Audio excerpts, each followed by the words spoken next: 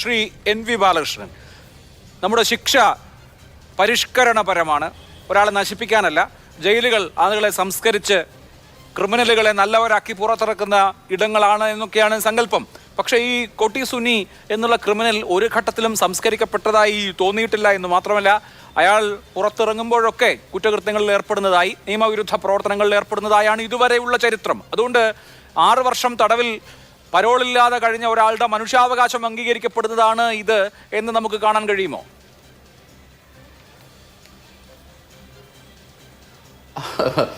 അഭിലാഷ്, ഇത് CPM-ന്റെ ഒരു സ്ഥിരം തന്ത്രവും പല്ലവിയാണ്. അവർ ധരിക്കുന്നത് ജനങ്ങളൊക്കെ വെറും വിഡ്ഢികളാണെന്നാണ്. എനിക്ക് ഈ P. ജയരാജനോടായാലും അസ്കറിനോടായാലും ഒക്കെ പറയാനുള്ളത്, നിങ്ങൾ ജനങ്ങളെ ഇങ്ങനെ അണ്ടർ എസ്റ്റിമേറ്റ് ചെയ്യരുത്.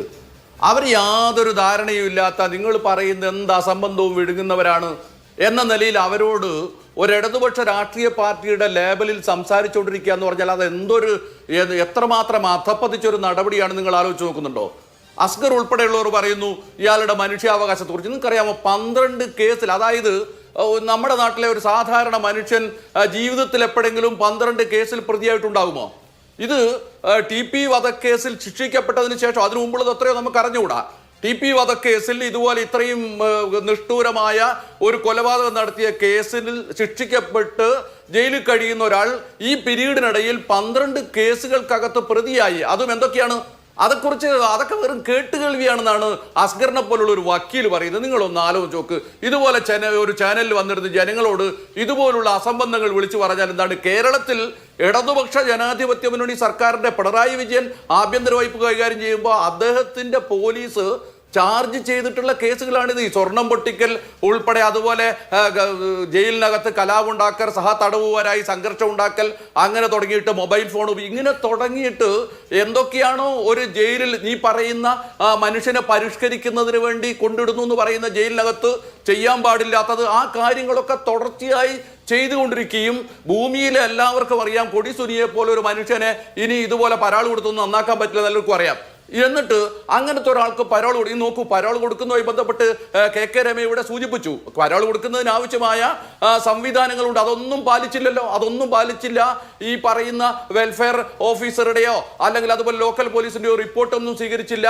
ഇതൊന്നും ഇല്ലാതെ അങ്ങ് കൊടുക്കുകയാണ്. കൊടുക്കുന്നു എന്ന് മാത്രമല്ല, അതിനുവേണ്ടി മനുഷ്യാവകാശ കമ്മീഷൻ എന്ന് പറയുന്ന ഒരു സംവിധാനത്തിന്റെ കയ്യിൽ നിന്ന് ഉത്തരവാണോ നിർദ്ദേശമാണോ അഭ്യർത്ഥനയാണോ ഒന്നും മനസ്സിലാവാത്ത രൂപത്തിലുള്ള ഒരു കഷ്ണം കടലാസ്, ഇതാണ് ഒരു കടലാസ് സംഘടിപ്പിച്ചെടുക്കുകയാണ്. ഈ സംഘടിപ്പിച്ചെടുക്കുന്നത് ആ പാവം അമ്മയല്ല എന്നാർക്കാ അറിഞ്ഞുകൂടാത്തത്? കൊടിസുനിയുടെ അമ്മ മകനെ കാണാതിരിക്കുന്നവരുടെ വ്യഥ കൊണ്ട് മനുഷ്യാവകാശ കമ്മീഷൻ എന്ന് പറയുന്ന ഒരു സാധനം പ്രവർത്തിക്കുന്നുണ്ട്, അവരെനിക്ക് പരിഹാരം ഉണ്ടാക്കി തരുന്നത് വിചാരിച്ചിട്ട് മനുഷ്യാവകാശ കമ്മീഷനെ സമീപിക്കുന്നു. ഇതൊരു CPM നടത്തിക്കൊണ്ടിരിക്കുന്ന, അവർ വളരെ ദുരൂഹമായി ഗോപ്യമായി ഒരുപക്ഷെ നമുക്ക് സങ്കല്പിക്കാൻ കഴിയാത്ത രൂപത്തിൽ സംഘടിപ്പിച്ചുകൊണ്ടിരിക്കുന്ന പ്രവർത്തനത്തിന്റെ ഭാഗമാണ്. നമ്മുടെ മനുഷ്യാവകാശ കമ്മീഷനായിരുന്നാലും ശരി, അതുപോലെ തന്നെ ബാലാവകാശ കമ്മീഷനായിരുന്നാലും ശരി, ലോകായുക്തി ആയിരുന്നാലും ശരി, ഇതുപോലുള്ള സംവിധാനങ്ങളെയൊക്കെ തങ്ങളുടെ ഇതുപോലുള്ള നിക്ഷിപ്ത താല്പര്യങ്ങൾക്ക് വേണ്ടി ഉപയോഗിക്കാൻ പാകത്തിൽ അവർ സെറ്റ് ചെയ്ത് വെച്ചിരിക്കുകയാണ്. നിങ്ങൾ ഈ മനുഷ്യാവകാശ കമ്മീഷന്റെ ആ സാധനം തന്നെ ഒന്ന് വായിച്ചു നോക്കൂ. അതിനകത്ത് അദ്ദേഹം പറയുന്നത് എന്താണെന്ന് ചോദിച്ചാൽ, ഇത് ഒരു ശുപാർശയല്ല, എന്താ ശുപാർശ ചെയ്യാനൊന്നും മനുഷ്യാവകാശ കമ്മീഷന് അധികാരമില്ല എന്ന് പറയുന്നു. മനുഷ്യാവകാശ കമ്മീഷന്റെ പൊതുവായ ഒരു അഭ്യർത്ഥന ഒരു കമ്മീഷൻ അംഗത്തരുതാണ് ആ കമ്മീഷൻ. എന്നിട്ട് അവസാനം അദ്ദേഹം പറയുന്നത് ഇങ്ങനെ, ഞാൻ ശുപാർശ ചെയ്യുന്നു എന്നാണ്. ശുപാർശ ചെയ്യുന്ന എന്ത് നിയമപരമായ ധാരണയുടെ അടിസ്ഥാനത്തിലാണ്? ഞാൻ ചോദിക്കട്ടെ, സാധാരണഗതിയിൽ TP വധക്കേസ് എന്ന് പറയുന്നത് കേരളത്തിൽ എത്രയേറെ കോളിളക്കം സൃഷ്ടിച്ചതാണ്. ഈ ഉത്തരവ് പുറപ്പെടുവിച്ചിട്ടുള്ള ബൈജുനാഥ് എന്ന് പറയുന്ന ജഡ്ജി, അദ്ദേഹം ഈ കാര്യങ്ങളൊന്നും മനസ്സിലാക്കാത്ത ഒരാളെന്നല്ലല്ലോ. വേറെ ഏതെങ്കിലും ഗൃഹത്തിൽ നിന്ന് ഇന്നലെ വന്നു അതിനോട് മുമ്പിൽ അമ്മയുടെ ഒരു കത്ത് കിട്ടിയപ്പോൾ എന്നാ പിന്നെ മനുഷ്യാവകാശം നിൽക്കട്ടെ എന്ന് വിചാരിച്ച് എഴുതി കൊടുക്കുന്നല്ലോ. അദ്ദേഹത്തിന് കേരളത്തിൽ TP ചന്ദ്രശേഖരന്റെ കൊലപാതകവുമായി ബന്ധപ്പെട്ടുണ്ടായിട്ടുള്ള കോളിളക്കങ്ങളും അതിന്റെ സംഭവ വികാസങ്ങളും ഒക്കെ അറിയാവുന്ന ഒരു ന്യായാധിപനാണ്. അദ്ദേഹം വ്യക്തിപരമായി എൻ്റെ ഒരു സുഹൃത്തു കൂടിയാണ്. ഞാൻ അതിനോട് മറ്റു വിശദാംശങ്ങളൊന്നും പോകുന്നില്ല. പക്ഷെ അങ്ങനത്തെ ഒരാള് ഇങ്ങനെ ഒരു കടലാസ് കൊടുക്കണമെങ്കിൽ അത് വളരെ കൃത്യമായ ഒരു തിരക്കഥയുടെ ഒരു പരിപാടിയുടെ ഭാഗമാണ്.